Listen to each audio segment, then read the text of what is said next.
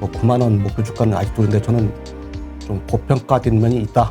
디램 가격이 올랐지만은 여기서 가격 하락은 단기적이고 일시적이다. 결국은 엄청난 뭐 M&A가 됐든 아니면 실적이 됐든 그래서 기대감을 확 불러일으킬 수 있는 이벤트가 필요하다.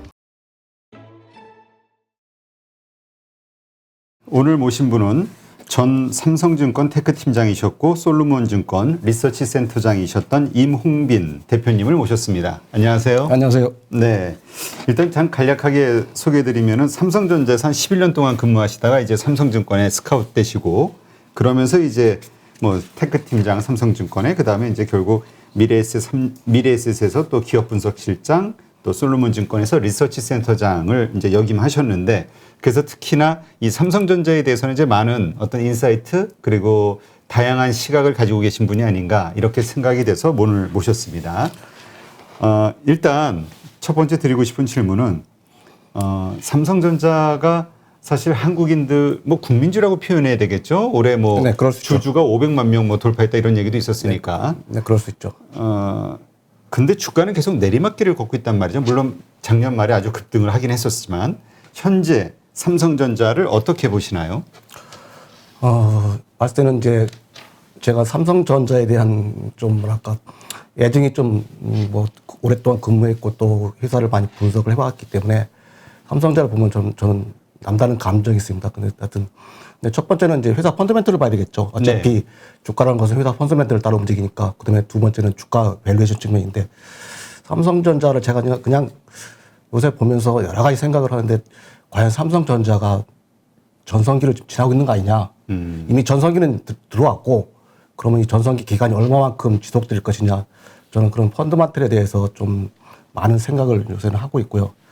그다음에 이제 주가 상황 봤을 때는 올해 1월 11일, 12일이 아마 9만 원을 딱 이틀 고점을 찍은 다음에 그다음부터 하락을 했거든요. 네. 봤을 때는 저는 반도체 사이클 따라 여전히 주가는 움직인다. 그런데 코로나 때에 삼성전자는 의도치 않게 코로나로 인해서 더 혜택을 본 측면, 유동성이라든지 이런 부분이 더 가미돼서 그런 것이 거품이 지금 꺼지는 거 아니냐라고 생각해서 저는 지금 주가를 봤을 때는 국민주의고 또 온 국민 뭐 주주들이 이제 너무 다양화됐고 그래서 그 관심이 많지만은 저는 주가가 지금 그 삼성전자 실적 혹은 반도체 사이클 혹은 유동성에 따른 뭐랄까 그런 좀 분기 우려에 대한 그런 것들이 지금 적절히 반영되고 있다고 저는 생각하고 있습니다. 그렇다면 지금 7만 원 선의 이 주가가 합리적이다. 지금의 삼성전자 그 어떤 밸류에이션으로서는 적정하다 이렇게 보시는 건가요? 근데 이제 그 어떤 때는 어차피 주가라는 것은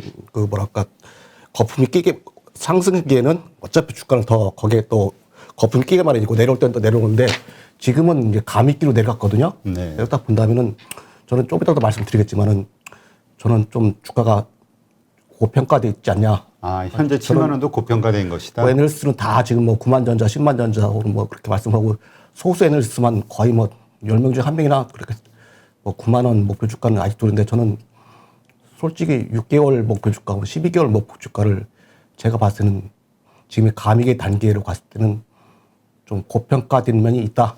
저는 그렇게 말씀드리고 싶습니다. 네, 좀 고평가됐다.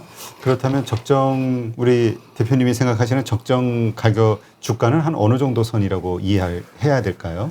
삼성전자 주가를 판단할 때 그 밸류에이션을 봐야 되거든요. 네. 무슨 뭐 그다음에 있고 또 하나는 저는 삼성전자 주가는 아주 간단하다고 봐요.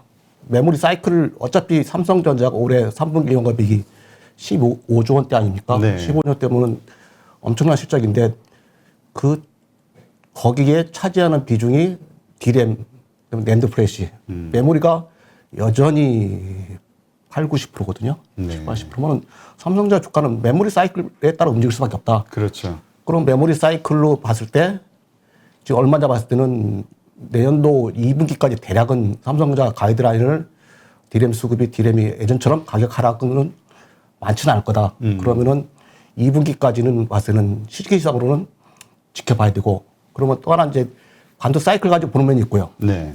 그래서 이제 시기적으로 저점이 어디냐, 고점이 어디냐라고 했고 그다음에 또 하나 재밌는 것은 그 사이클을 볼 때는 삼성전자 이익 정점은 올라갈 때는 대개 2개 분기가 선행합니다.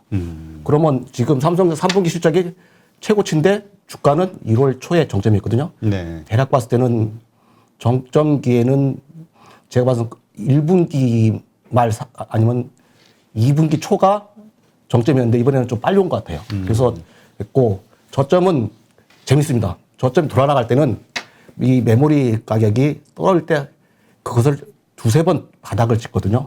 그것을 확인한 다음에 주가가 움직이는 경향이 있습니다. 네. 그래서 그 고점 때는 6개월 먼저 팔아야 되고 저점 때는 메모리 가격이 돌아가는 것을 보고서 확인해 늦지 않다라고 저는 한편으로도 그렇게 이제 생각을 하고 있고 또 하나 제가 애널리스트니까 이제 밸류에이션 봤을 때는 EV EBITDA라든지 또 뭐 PER, PBR 근데 너무 힘들게 생각하지 마시고 제가 봐서는 PER을 봤을 때는 역대로 봤을 때는 삼성전자 지금 주가 올 때 보면은 그 PER을 봤을 때 12배 저점이 그다음에 고점일 때는 20배 그러면 그 당시에 지금 주가가 뭐 20배 넘었다 PER 그럼 그때는 무조건 팔아야 돼요. 지금까지 삼성전자가 지금의 메모리 회사로서의 그 정체성을 계속 가지고 간다면은 다른 사람이 붙여지거나 혹은 M&A라든지 혹은 뭐 갑자기 새로운 M&A에서 GPU를 만드는 뭐 그런 것처럼 메타버스 그렇지 않은 이상은 여기 봤을 때는 PR로 봤을 때는 지금 올해가 지금 영업이익이 대략 한 4,700원, 5,000원이거든요. 5,000원이면은 10만 원 갔으면은 지금 20배가 되잖아요. 근데 네. 4,700원 정도니까 사실은 20배 근처에 간 거죠. 그러면은 10만 원 근처에 갔으면 9만 원대. 그렇죠. 그러면 내려올 때는 대략 12배까지 내려와요. 아, 12배까지. 그 PER 기준을 적용을 그대로 하는 게 아니라 하락계에서의 기준은 또 그죠. 틀리군요. 틀리죠.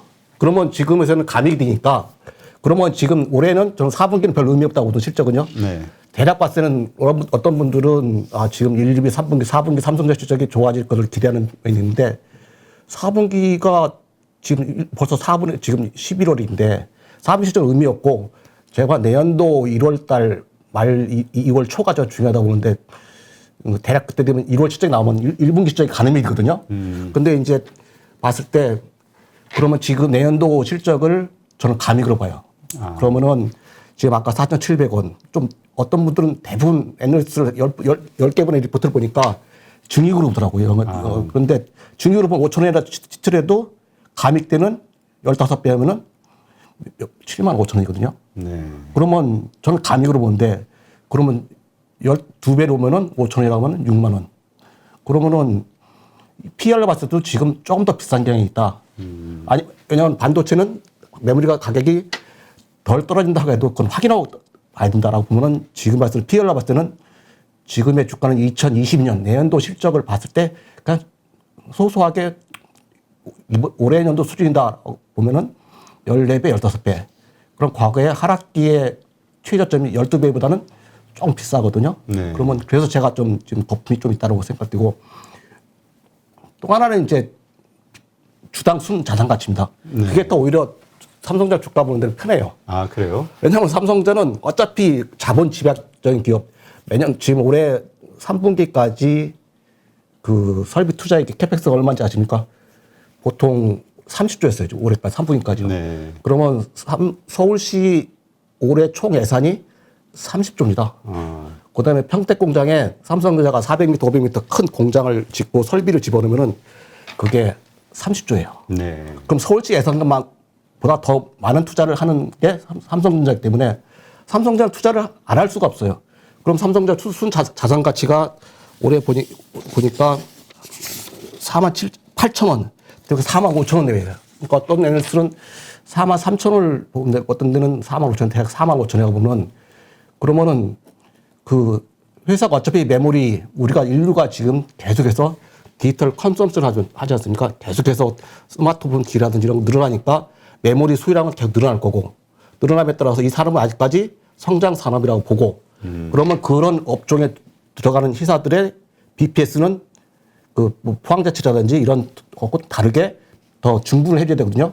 그럼 과거에 봤을 때 그 삼성전자의 그 BPS는 대략 보면 그 고점일 때는 한 1.5배 이상 줘야 되고요.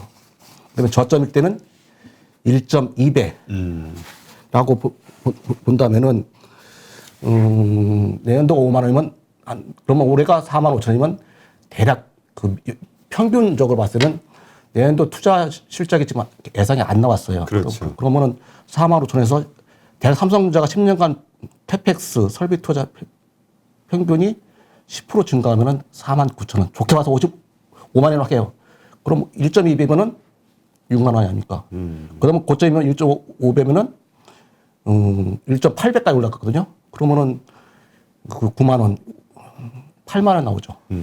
그러면은 지금 실적에서 감액되는데 그러면 지금은 저점의 과거의 패턴을 따라간다고 봐야 되고 그렇다고 해서 지금 마이너리 사이클이 엄청난 하강기는 아니니까 BPS를 보더라도 6만 원대 6만 4, 5천, 6만 원에서 6만 5천 사이가 저점권 아니냐. 그래서 제가 아까 그 좀 고평가된 경향이 있다. 제가 설명드린 겁니다. 네, 그러니까 그런 식으로 계산을 해서 나오니까 PBR로도 그렇고 PER로도 계산을 해도 6만 원에서 6만 5천 원 사이의 어떤 주가 이게 이제 적정 주가다. 최악의 이제 경우는 이건 이제 최악의 경우. 경우죠. 즉 내년도에 올해보다 그 이익이 감익이 됐을 경우에 이제 네네네. 이 계산법을 적용하시는 거잖아요. 네네, 그렇죠. 근데 이제 많은 애널리스트들은 올해보다 오히려 나을 수도 있다 이렇게 보는 사람들이 그게 이제 있으니까.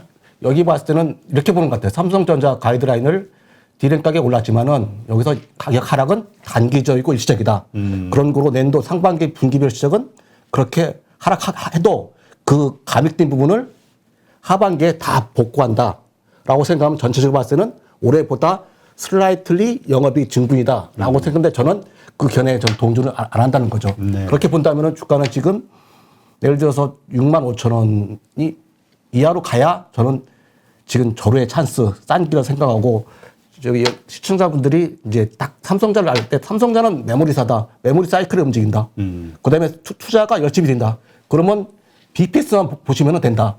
그러면 정확하게 얘기해서 BPS에다가 10% 오르니까 주가는 매년 10% 올라줘야 된다는 얘기죠. 그렇죠. 거기에다가 플러스 시가에다가 하지 않습니까? 네네. 그러면 거기에 3% 감안하면은 10%면 연간 그냥 사놓고서 아파트값 오르듯이 계산하면 삼성전자는 연간 10에서 15% 정도는 이익을 놔준다. 그럼 3년이면은 거기다 더 이게 이익률에다 감안하면은 3년 뒤면 삼성전자 주가는 50% 오른다. 이렇게 생각하시면은 아주 편하실 것 같아요.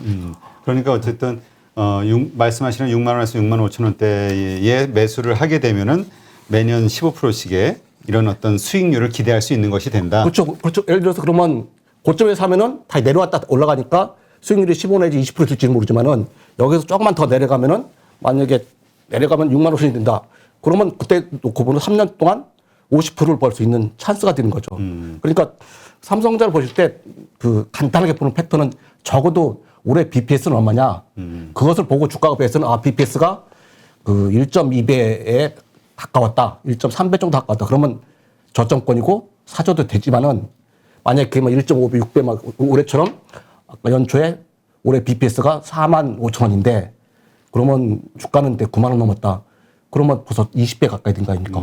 그러면 참 이 2배 가까이 된 거 아닙니까? 그러면 그건 확실히 고점이죠. 그러면 외국인들이 잘한 거죠.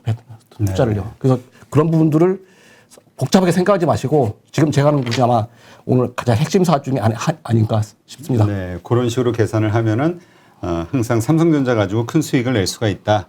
그러니까 지금은 다시 말해서 7만 원대라고 해서 저가 매수할 수 있는 타이밍은 아니다. 그래서 삼성전 IT의 그 항공망 같은 회사이기 때문에 과거처럼 뭐 이렇게 뭐 엄청난 뭐 이렇게 탄력을 높게 그 상승은 아니더라도 안정적으로 그 다음에 그런 사이즈가 큰 회사에 투자를 해서 안정적으로 그래도나마 그 다른 자산 투자 대비 아파트나 혹은 다른 거 대비 봤을 때는 안정적이면서 믿을 수 있고 또 이런 솔직히 뭐 저도 옛날에 삼성전자 주가 100만 원 불렀을 때 그 대한민국은 망해도 삼성전자 안 망한다는 얘기도 있었지 않습니까? 그렇게 믿음을 가지고 하시면은 그래서 삼성전자 느긋하게 간단하게 생각하시고 뭐 그런 어떤 삼성전자 투자 임하신다면은 뭐 그런 분을 감안하십사 저는 그 말씀드리고 싶습니다. 네. 뭐 지금 잠깐 말씀하셨지만 증권가에서 뭐 애널리스트 최초로 목표 주가를 100만 원 제시해서 이제 유명해지셨다고. 예. 그런데 이제 그 당시와 지금 삼성전자 그 100만 원의 목표가를 설정했을 당시는 정말 성장주였죠. 삼성전자가 계속 크게 성장하는. 그렇죠. 그렇죠. 지금은 어떤 분들은 성장주보다는 채권처럼 봐야 된다 이렇게 얘기하시는 분들도 있어요. 제가 지금 말하는 부분도 채권적 부분이 저도 있는 거죠. 그러니까 묻어놓고서 뭐 대부분은 뭐 저 국가 그 뭐랄까요, 국가 그 발행하는 채권 사듯이. 근데 그때는 제가 이제 정확히는 99만 4천 원이고요. 리포트가 100페이지였어요. 그래서 그 당시에 100만 원, 99만 원을 부르면서 100페이지 리포트를 그러고 그 당시 주가가 제가 2000년 6월 12일이거든요. 네. 근데 주가는 반도체 사이클 그때 2000년 7월 미국에서 어떤 분이 반도체 사이클 하락한다고 하니까 주가가 이제 하락했고 그래서 엄청나게 제가 욕을 얻어먹었고 그때 당시에 코스피 지수가 1000이었거든요. 네. 그럼 33만 원이면 100만 원 불렀으면 저기 좀 나이 드신 펀드매니 분이 야 그것도 그러면 100만 원 가면 주가 지수 3000 가겠네? 코스피 지수가? 30만 원이었을 때 네, 100만 원을 네. 보신 거군요. 그러니까 이제 그래놓고서 한 곤욕을 많이 치렀죠. 그런데 지금 봤을 때는 그 당시에는 저는 그 리포트 제목이 반도체를 기반으로 디지털을 장악한다 했습니다. 그때 보면 모든 게 이제 영상, 음성, 데이터 이런 것들이 0과 1로 디지털화되면서 거기에는 메모리가 반드시 성장 사업이니까 삼성전자가 드디어 디지털 시대 초입부에 가장 빨리 성장할 수 있는 회사였다. 그리고 또 제가 아파트 얘기했는데 그 당시에 3억짜리 아파트 사면 그 삼성전자가 10년, 10년, 20년 봤을 때 더 수익이 높을 거다. 근데 그 얘기는 맞은 것 같아요. 그래서 제가 이제 그렇게 유명세를 탔고 나중에 100만 원 넘기까지 그 삼성전 주가가 고점 찍다가 내려오면은 항상 언론에 삼성전자 100만 원 간다면서 하면서 이제 뭐랄까 조롱 섞인 기사들이 나왔고 그 기사가 이제 100만 원 넘으니까 싹 사라지더라고요. 그래서 저는 그 NLC 생각하면서 기자분들의 행태를 저는 뭐 행태라고 죄송하지만 하여튼 그 기사들의 어떤 성격들을 좀 많이 겪었고 그냥 좋게 이렇게 말씀을 하겠습니다. 그래서 지금 그때의 그 남의 주가가 이제 100만 원 넘어서 봤을 때는 지금 30만 원 봤을 때는 지금 7호 35, 350만 원이니까 10배 오른 거죠. 그렇죠. 자, 그렇게 이제 긍정적으로 보셨던 삼성전자. 그러나 이제 아까 말씀하셨지만 이제 성장기를 지나서 이제 쇠락기로 가는 것 같다라는 말씀을 하셨죠. 그건 아닌 것 같고, 아니면 지금 저는 이렇게 보거든요. 그 인간들이 네. 그 아침 일어나서 저녁 때까지 자기 전까지 혹은 자는 중에도 계속해서 스마트폰 보거든요. 네. 스마트폰을 보고 뭐 본다. 얘기는 결국 디지털화된 기기들 거기에는 반드시 메모리가 들어야 되고 우리가 본다는 얘기는 영상 들어간다는데 영상이라든지 이런 것들은 우리가 디지털 컨섬션을 하지 않습니까? 어떤 그 디지털 기기를 통해서. 네네. 그럼 거기에 들어간 메모리는 들어가는데 과거 대비 탄력적으로 예전에는 거의 더블로 갔다가 60% 갔다가 이러니까 우리가 예를 들어서 그 스마트폰도 처음에는 10% 갔다가 지금은 다 전 국민이 스마트폰을 가지고 있지 않습니까? 그렇죠. 그러면 그때 20%에서 60%까지는 진격을 하거든요. 아, 그 사용률, 점유율. 그죠. 그걸 이제 그걸 페인트 레이트라고 해서 침투율이라고 하는데 침투율. 그러면 지금 전 국민이 다 스마트폰을 가지고 있을 거란 말이에요. 그럼 가지기 전까지는 디램의 소비량은 메모리 소비량은 엄청나게 늘어났겠죠. 그렇죠. 그러면 지금 상태는 다 포화가 됐고 그럼 여기서 기기의 성능을 이제 높여야 되고 거기에 이제 지금같이 넷플릭스라든지 아니면 뭐 오징어 게임이 또 생겨서 그러면 또 거기에 어차피 메모리는 수반되니까 꼭 그게 그런 영상 수요가 늘어난다고 해서 메모리가 다 늘어난다고 보장 없지만 그래도 또 교체를 해야 되고 또 해야 되니까 그럼 유진님은 과거처럼 증가하되 탄력성은 떨어지는 시대로 들어온 거 아니냐. 그분이 좀 삼성전자가 다른 외국계 뭐 TSMC나 그런 게 비교해서 너무 그 처음에 잘 나갈 때 몸값이 높아졌어야 되는데 지금 성숙기로 혹은 또 성숙기에 갖고 있던 어떤 투자자들의 외국인들도 마찬가지예요. 그런 적용되니까 좀 안타까운 측면이 있죠. 네. 그러니까 지금 말씀하시는 외국인들이 참 많이 매도를 하면서 하루에 뭐 1조, 2조씩 팔 때도 있었죠. 네네. 그러면서 하여튼 주가를 하락시키는 어떤 강력한 역할을 했는데 삼성전자의 상승은 이제 다시 외국인이 돌아와 줘야 된다 이런 얘기를 많이 하잖아요. 네네. 외국인들이 다시 이 삼성전자를 사는 시점은 언제일 거라고 예상하세요? 저는 당분간 그렇게 기대할 수는 없는 것 같아요. 저는 삼성전자 액분 후에 액면 분할을 한 다음에 근데 이렇게 주가를 보시면은 2018년도에 18년도에 반도체 엄청난 상승기였거든요. 그런데 그 당시에 사실은 외국인들이 더 들어와서 한 60% 넘어졌어야 되는데 생각보다 안 들어왔어요. 삼성자의 지금 10여 년 동안의 외국인 지분율 폭은 57에서 59까지해서 47이에요. 오늘 보니까 50%더라고요. 그다음에 1월부터 한 5% 정도 빠진 것 같아요. 네. 빠졌어요. 그러면 외국인들이 들어오려면 저는 지금은 우리나라 국민주로서의 어떤 성격이 들어가 있고 그다음에 액분을 한 것은 저는 솔직히 삼성자의 전략 아니었나 싶어요. 그네들의 그 마케팅 전략인데 저는 삼성자를 보면서 이렇게 예전에는 들어오면 무조건 삼성자를 먼저 샀거든요. 네. 그게는 2000년대 초반 혹은 2000년대 전에 들어온 친구들은 대략 한 10만 원, 12만, 20만 원. 그러면 자기들이 엑sit 출구를 해야 되는데 삼성자 알아서 국민들을 위해서 우리나라 삼성자 사세요라고 그런 하여튼 대국민에 대한 엄청난 애정을 가지고서 액면 분할을 한 거냐? 저는 아니라고 보여요. 그 얘기는 뭐냐면은 누가 욕을 했을까?